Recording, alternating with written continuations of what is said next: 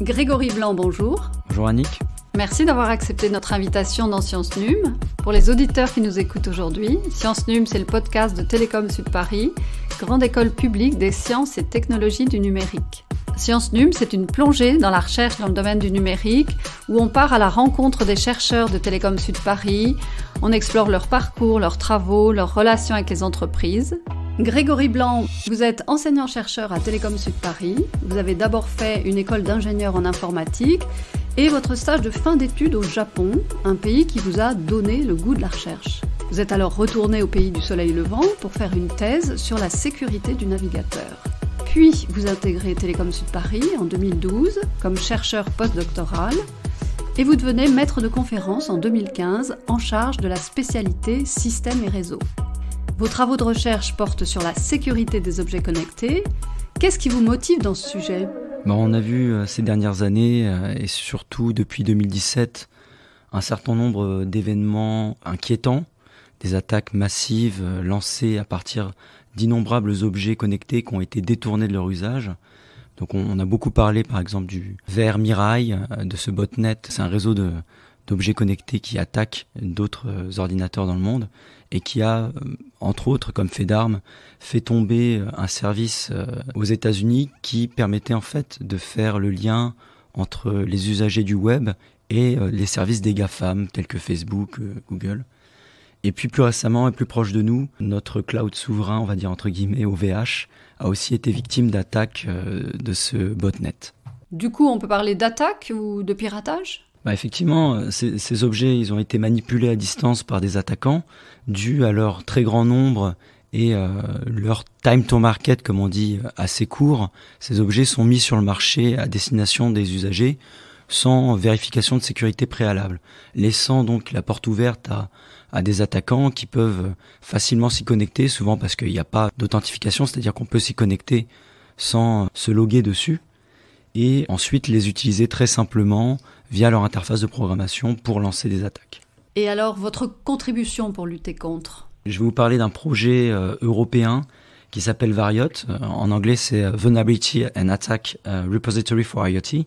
Donc c'est une grande base de données dans laquelle on va collecter beaucoup d'informations justement en ce qui concerne les principales vulnérabilités de ces objets. Donc non seulement, comme on a vu, le fait que l'authentification, comme on dit, est faible sur ces objets, mais aussi qu'il y a de nombreuses vulnérabilités logicielles. Il faut voir que sur ces objets, ils embarquent une certaine intelligence, une certaine capacité de calcul, et donc font tourner des programmes. Et ces programmes, ils ont des failles comme un programme sur un ordinateur ou sur un smartphone peut en avoir.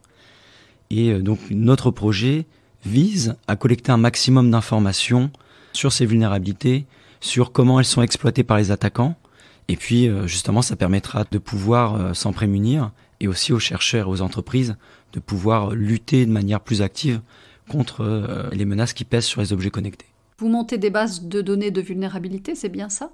Donc effectivement, nous on monte une base de données. Certains de nos partenaires, donc des partenaires polonais, des partenaires luxembourgeois et des partenaires néerlandais, s'évertuent à collecter un maximum d'informations. Il existe de nombreuses bases de données de vulnérabilité et l'idée c'est de collecter toutes celles qui sont pertinentes par rapport aux objets connectés, ainsi que ce qu'on appelle des exploits, c'est-à-dire du code qui a été écrit par des attaquants et qui permet de détourner des objets. Au-delà de ça, nous, on a d'autres rôles, créer des modèles en fait de communication qui sont dits légitimes, c'est-à-dire qu'on regarde comment les objets se comportent. On a pour cela créé une plateforme où on a acheté de nombreux objets du quotidien qu'on y a déployés. On les monitore en permanence pour savoir comment ils se comportent. Et au-delà de ça, des gens peuvent du coup savoir détecter ce qu'on appelle des anomalies, c'est-à-dire des moments où ces objets ne se comportent pas normalement. Et ça peut être indicateur d'une compromission, c'est-à-dire qu'un objet a été attaqué par un criminel. Vous montez des bases de données de vulnérabilité, ça on l'a bien compris, mais concrètement, qu'est-ce qu'on fait pour lutter directement contre ces attaques ? Notre équipe est spécialisée en détection d'intrusion. C'est un domaine de la cybersécurité. On cherche des traces, des comportements qui prouvent que un ordinateur, un smartphone, un programme qui tourne sur ces ordinateurs, sur ces smartphones, a été détourné par un attaquant. Alors souvent, on va dire ce qu'on trouve généralement dans le public, ça va être ce qu'on appelle des détecteurs par signature. On connaît à l'avance comment l'attaquant va procéder, comment les logiciels malveillants fonctionnent et se comportent, et on essaie de détecter des sortes d'artefacts qui sont représentatifs de ces comportements malveillants. D'accord. Et qu'est-ce qui vous démarque des autres recherches menées dans ce domaine ? Quelle est la spécificité de votre travail ? Nous, on essaie de prendre une autre approche qui est ce qu'on appelle la détection d'anomalies. On va apprendre comment les objets se comportent normalement et ensuite, ça va contribuer à des détecteurs qui vont prendre ces modèles de comportement légitimes et essayer de voir à quel moment un trafic réseau qu'ils observent dévie de ce comportement légitime. Et donc c'est à minima une anomalie, et si on analyse plus loin, on peut peut-être caractériser une attaque.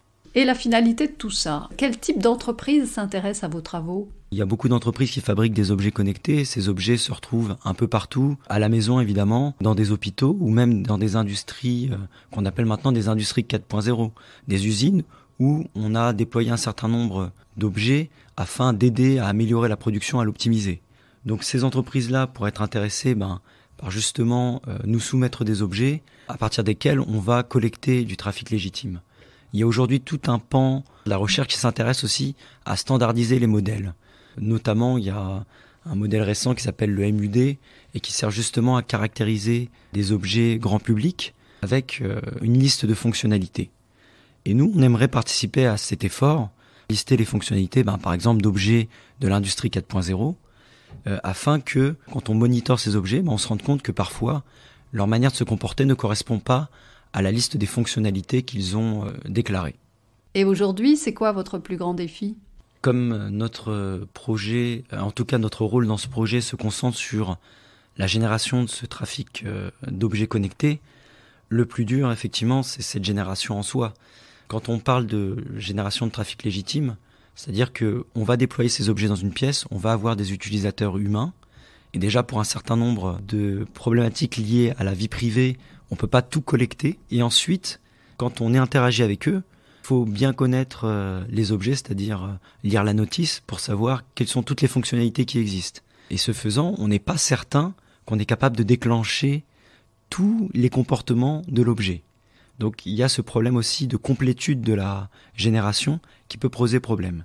Et puis évidemment, le plus grand des problèmes, c'est évidemment la complétude même du jeu de données, parce qu'on ne peut pas investir dans tous les objets.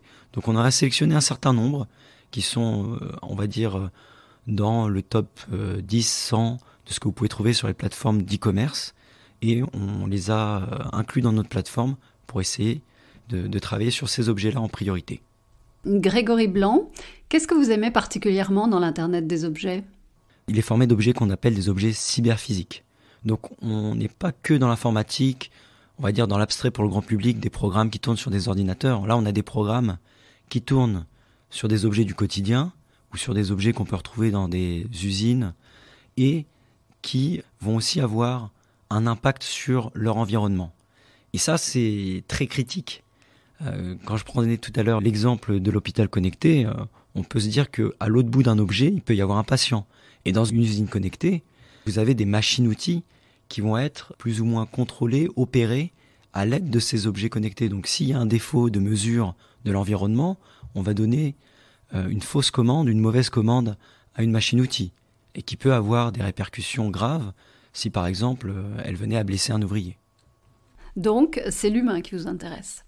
Bon, maintenant, on vous donne un budget de recherche plus important. Qu'est-ce que vous en faites ? On aspire tous à cela, avoir un peu plus de budget. Comme je le disais tout à l'heure, on a de nombreux objets qu'on aimerait tester, donc on aimerait étendre la plateforme à plus d'objets du quotidien, et puis aussi des objets qui nous sont beaucoup plus difficiles d'accès, de par leur prix, de par leur encombrement, comme des objets qu'on peut retrouver dans des usines 4.0. Ces objets-là, c'est bien gentil de les déployer, mais il faut les maintenir, il faut les configurer. On a besoin en fait de main-d'œuvre, de bras pour nous aider à faire avancer la recherche. Pour finir, un conseil de lecture à donner aux auditeurs pour aller plus loin sur l'Internet des objets ? Je pense qu'un premier document que chacun peut consulter et que je recommande aussi aux entreprises qui développent ces objets, ou aux entreprises surtout qui les manipulent, qui les intègrent dans leur quotidien, c'est un des guides de l'ANSSI, l'Agence nationale de la sécurité des systèmes d'information, qui a publié en août 2021 des recommandations relatives donc à la sécurité de ces objets. Merci Grégory Blanc. Si vous aussi vous êtes intéressé par l'Internet des objets, on vous invite à lire cette publication récente de l'ANSSI. Merci à tous d'avoir suivi ce nouveau numéro de Science Num. On se retrouve sur les réseaux sociaux et sur les plateformes de streaming. En attendant le prochain épisode avec Hervé Debar, Monsieur Cybersécurité, et on parlera de vulnérabilité logicielle. À bientôt!